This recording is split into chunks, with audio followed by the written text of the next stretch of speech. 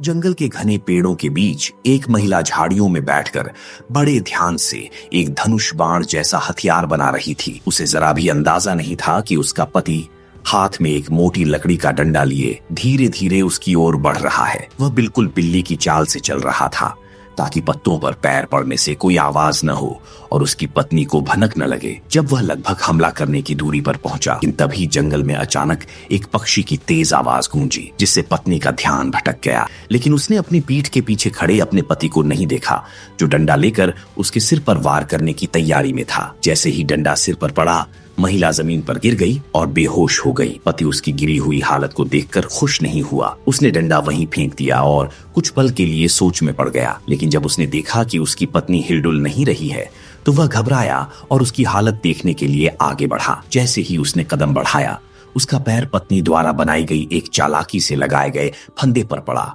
और वह अचानक हवा में लटक गया। कुछ घंटों बाद महिला को होश आया। उसने धीरे से आंखें खोली और ऊपर देखा। वहां उसका पति पेड़ से लटका हुआ छटपटा रहा था। ये देखकर उसे धीरे धीरे सब कुछ याद आने लगा। उसे विश्वास नहीं हो रहा था कि जिस व्यक्ति के साथ उसने 10 साल की शादीशुदा जिंदगी बिताई थी, वही उसे मारने की कोशिश कर रहा था। उसका दिल टूट गया। गुस्से से तिलमिलाई महिला ने पास पड़ा वही डंडा उठाया जिससे उस पर हमला किया गया था। वह अपने पति को सबक सिखाने के लिए डंडा लेकर उसकी ओर बढ़ी, लेकिन तभी उसकी पीठ के पीछे जंगल से कुछ अजीब सी आवाजें सुनाई। महिला के चेहरे पर डर के भाव आ गए। उसे तुरंत एहसास हुआ कि यह जगह जितनी दिखती थी उससे कहीं ज्यादा खतरनाक। महिला को जैसे ही समझ आया कि खतरा करीब है, उसने लकड़ी का डंडा तुरंत फेंक दिया और बिना पलटकर पीछे की ओर भागने लगी। वहीं पेड़ पर लटका हुआ उसका पति अब भी इस घटना से स्तब्ध था। लेकिन तभी जंगल से अचानक आदमखोर जनजातियों का एक झुंड कुत्तों की तरह चीखते हुए उसकी ओर दौड़ पड़ा। यह देखकर पति का खून ठंडा पड़ गया। वह डर से झूलता हुआ तेजी से खुद को पेड़ की एक शाखा पर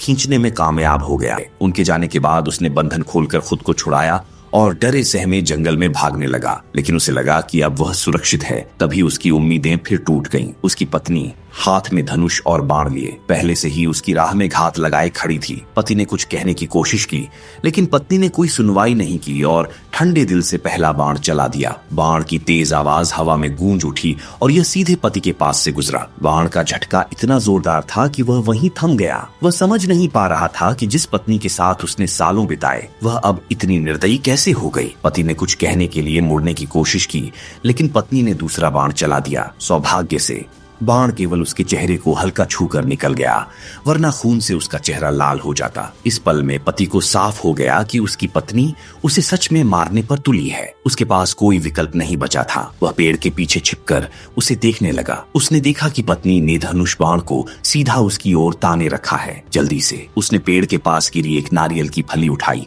और जोर से फेंक दी ताकि पत्नी का ध्यान भटक जाए। जैसे ही नारियल टूटकर बिखरा, वह पेड़ के पीछे से तेजी से निकला और जान बचाने के लिए पहाड़ियों की ओर भागने लगा। लेकिन उसके पैर भला तीर की गति से तेज कैसे हो सकते थे। तीर उसके करीब आकर लगा, लेकिन वह किसी तरह पास के पेड़ की शाखा को खींचकर उसे अपने बचाव में ढाल बना सका। उसने अपनी जान तो बचा ली, लेकिन डर के मारे वह सीधा भागते हुए आदमखोर जनजाति के गुफा में घुस गया। वहां उसकी किस्मत और भी खराब निकली। गुफा के अंदर उसकी पत्नी पहले से ही मौजूद थी। वह सीधे उसके सामने जा टकराया। इससे पहले कि वह कुछ समझ पाता, उसकी पत्नी ने पास रखा एक भारी पत्थर उठाया और उसे पूरी ताकत से उसके सिर पर दे मारा। पति वहीं जमीन पर गिर पड़ा, बेहोश और निस्सहाय। लेकिन यह केवल शुरुआत थी। आगे उसके लिए जो इंतजार कर रहा था वह और भी खौफनाक और दर्दनाक था।